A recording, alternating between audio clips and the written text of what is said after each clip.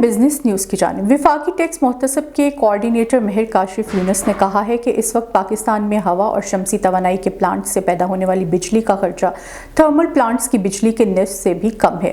Strategic think tank gold رنگ economic forum کے زیر اہتمام منعقدہ پاکستان کی توانائی کی ضروریات کو پورا کرنے میں سی پیک کا کردار کے موضوع پر ایک روزہ ورکشاپ سے خطاب کرتے ہوئے انہوں نے کہا کہ ہائیڈرو پاور پروجیکٹس کی لاگت زیادہ مگر آپریشنل لائف نسبتاً طویل ہے اور اس کو خرچہ کم کرنے کے لیے استعمال کیا جا سکتا ہے۔ انہوں نے کہا کہ سی پیک منصوبوں نے چمپیر کی بنجر زمین کو حقیقی طور پر ونڈ کوریڈور میں تبدیل کر دیا ہے۔ 300 میگا واٹ کی کل پیداواری صلاحیت کے 4 ونڈ فارمرز قومی گرڈ کو سستی اور صاف توانائی فراہم کر رہے ہیں۔ ملک میں کریڈٹ کارڈز کے ذریعے خریداری کے رجحان میں اضافہ ہو رہا ہے اور جنوری میں کریڈٹ کے ذریعے خریداری کے حجم میں سالانہ بنیادوں پر 33.5% کی نمو ریکارڈ کی گئی ہے۔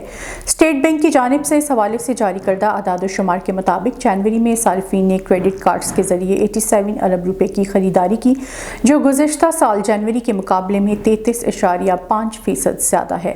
گزشتہ سال جنوری میں صارفین نے کریڈٹ کارڈز کے ذریعے 65 ارب روپے کی خریداری کی تھی۔ پاکستان اسٹیٹ آئل کے گردشی قرضے نے تمام ریکارڈز توڑ دیے۔ پی ایس او کو 743 ارب روپے کے گردشی قرضے کا سامنا ہے، جس پر کمپنی نے قومی ایئر لائنز کو فیول فراہم نہ کرنے کی دھمکی دے دی۔ ذرائع کے مطابق پی ایس او کے سرکولر ڈیٹ میں گزشتہ 2 ماہ میں 130 ارب روپے سے زائد کا اضافہ ہوا۔ پی ایس او کا سرکولر ڈیٹ 1 ارب روپے یومیہ کی رفتار سے بڑھ رہا ہے۔ Sui northern gas company P S O کی 486 ارب روپے کی نادہندہ ہے۔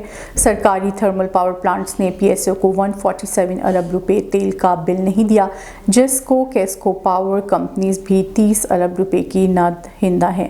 ذرائع کے مطابق پی آئی اے کے ذمہ پی ایس او کے 25 ارب روپے بقایا جات ہیں۔ روپے کی قدر کم ہونے سے پی ایس او کے قرضوں میں 43 ارب روپے کا اضافہ ہوا۔